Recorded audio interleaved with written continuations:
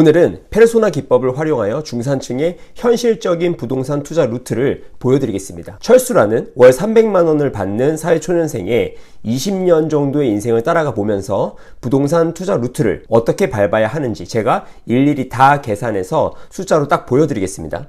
이렇게 해야 비로소 자기의 현재 위치를 점검하고 목표와 전략을 세워서 나아갈 수 있기 때문입니다. 많은 이론이 지식에는 도움이 되지만 행동에는 별 도움이 되지 않는 경우가 많습니다. 그래서 오늘은 표준 로드맵을 가상의 인물 철수를 통해서 제시드립니다. 이 과정에서 대한민국의 평균 통계를 사용했습니다. 1. 초년생 철수. 철수는 현재 만 29살입니다. 이제 막 중기업에 취직해서 월급을 300 받고 있습니다. 자, 우리나라 생애 주기표를 보면요. 남녀 평균 만 28세에 흑자 전환된다고 나옵니다. 군대로 인해서 남자는 만 29세, 여자는 만 27세경에 흑자 전환이 된다고 유출할 수가 있는 것이죠. 그래서 철수가 만 29세에 경제활동을 본격적으로 시작한다고 가정을 했습니다. 일단은 실수령액을 먼저 따져봐야 합니다. 세전 월 300만원이라면요. 실수령액은 266만원입니다. 국민연금은 매달 26만원 정도 적립되고 있습니다. 이 중 절반인 13만원만 철수가 부담을 하게 되는 것이죠. 나머지 13만원은 회사에서 적립을 해주기 때문입니다. 또 퇴직금도 13월에 월급이 적립되거나 지급됩니다. 그래서 사회생활 전반부에서는 따로 연금에 대해서 생각할 필요는 없고 부동산에 집중하는 것이 더 좋은 방법입니다. 우리나라 노생활비는요. 국민연금이 3분의 1, 퇴직연금이 3분의 1, 개인연금이 3분의 1을 담당합니다. 그러니 회사를 잘 다니면서 국민연금과 퇴직연금을 잘 쌓아 나간다면 자동으로 3분의 2 정도의 연금 준비가 끝나는 것입니다. 철수의 경우 초봉 기준으로 매달 국민연금에 26만원, 퇴직연금에 25만원 정도 적립이 자동으로 되고 있는 것입니다. 후에 임금이 상승하면요. 적립액도 자동으로 늘어나게 됩니다. 그러니까 이 시기에는 부동산에 집중하는 전략을 사용하는 것입니다. 2. 종잣돈은 어떻게 모아야 할까? 종잣돈을 만드는 방법은 현 상황에서 크게 세 가지가 있습니다. 첫 번째는요. 적금입니다. 자, 일반 적금은 물가 상승률도 이기기가 어렵죠. 그러니까 비추합니다. 다만 청년 미래적금의 경우는 3년 동안 연복리 환산 10에서 한 16% 정도의 수익률을 그냥 확정적으로 줍니다. 그러니 이런 정부와 지자체의 특수 적금은 강력하게 권장을 드리는 것입니다. 저도 첫 종잣돈은요. 재형저축이라는 지금은 없어진 특별저축 상품으로 모았습니다. 6월 22일부터 7월 3일까지만 청년 미래적금 신청이 가능하니까요. 자격되는 분들은 꼭 하시기를 바랍니다. 혹시 이 기간이 지난 경우에는 이 이외에 지자체나 정부에서 비슷한 성격의 적금 등을 많이 제공하니 알아보시고 꼭 가입하시기를 권장드립니다. 두 번째는 주택청약통장도 청년형으로 만들면 2년 이상 가입 시 우대금리를 4.5% 줍니다. 그리고요. 청약에 당첨될 수가 있습니다. 청년들은 청약 당첨 확률이 낮다라고 지레 포기하는 경향이 있습니다. 하지만 저와 제 주변의 젊은 사람들도 청약에 많이 당첨되었습니다. 주로 예비 당첨이나 무순위 줍줍까지 가서 당첨이 되었지만 그렇다고 해서 투자 수익이 적지 않았습니다. 오히려 훨씬 더 큰 경우가 많았습니다. 저희 회사의 부대표 같은 경우 30대 초반에 장의자의 미분양 줍줍을 계약금 7천만 원으로 잡았습니다. 4년이 지난 현재는 분양가보다 5억 정도가 올랐습니다. 해당 집에 들어간 본인 돈은 총 2억이 채 되지 않았습니다. 이런 기회는 못해도 5년에 한 번 정도는 옵니다. 그러니까 꼭 10만 원 정도는 청약저축을 하세요. 주변에 로또 맞은 사람은 없지만 이렇게 청약에 성공하여 수억을 번 사례는 매우 많습니다. 하지만 그 결과는요. 로또 2등보다도 오히려 더 좋았습니다. 청년 미래적금에 50만원, 주택청약에 10만원을 저축하면 이제 나머지 60만원 정도는 세 번째 방법인 글로벌 자산 배분에 투자를 합니다. 미래적금이 혹시 안 되시는 분들도 역시 글로벌 자산 배분 중립형에 모두 투자를 하시면 됩니다. 젊은 분들에게는 자산 배분 공격형을 보통 권하는데 현재는 시장이 너무 오른 상태라서 부담이 있습니다. 그래서 중립형을 권장드리는 것이죠. 오늘은 제가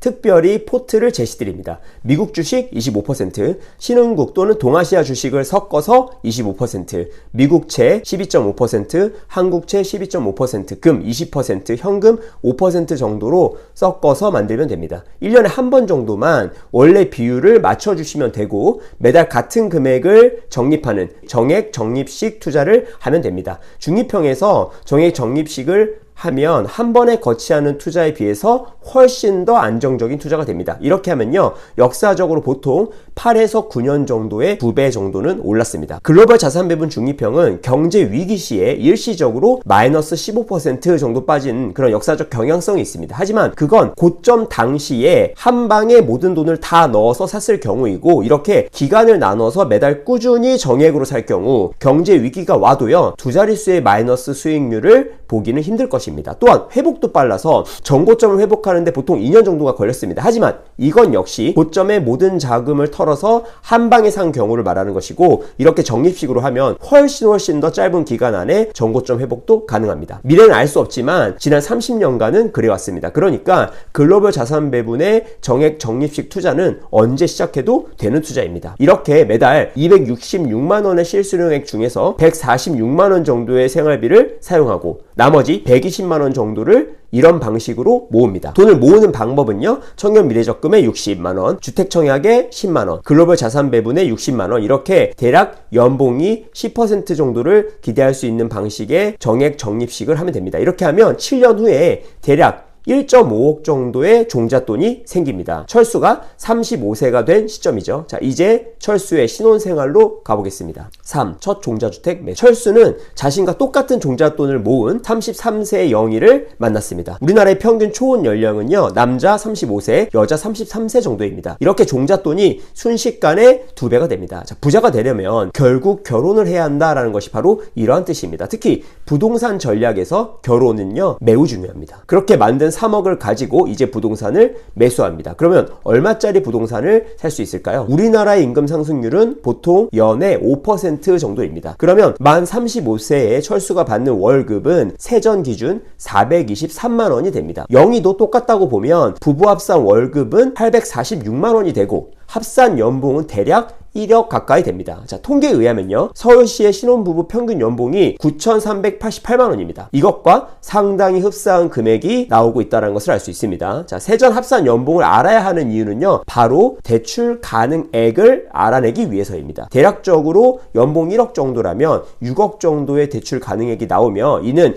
현재 기준 10억 이하 아파트의 대출 상한액이기도 합니다. 그러면 철수와 영희 부부는 이제 자기 돈 3억과 대출 6억을 가지고 이것을 모아서 9억짜리 정도의 아파트를 알아볼 수 있게 됩니다. 장인 뉴타운 내에 있는 꿈의 숲 대명 루체입니다. 동북선 초역세권이 될 단지이기도 합니다. 동북선은요, 2호선 왕십리로 나가서 환승할 수 있는 노선으로 2호선을 타면 서울 중심 접근성이 한 번의 환승으로 가능해지는 것이죠. 자, 2008년식으로 20년 차가 다 되어가지만 나름 매매가의 흐름이 역동적인 모습을 볼 수 있습니다. 이 정도에서 첫 신혼을 시작할 수가 있는 것이죠. 만약 양가에서 도움을 조금 받거나 신용대출 등을 더 받아서 총 1억 정도가 더 생긴다면 10억짜리 아파트도 볼 수 있을 것입니다. 서울시 동대문구에 있는 1318세대 규모의 이문 쌍용 아파트입니다.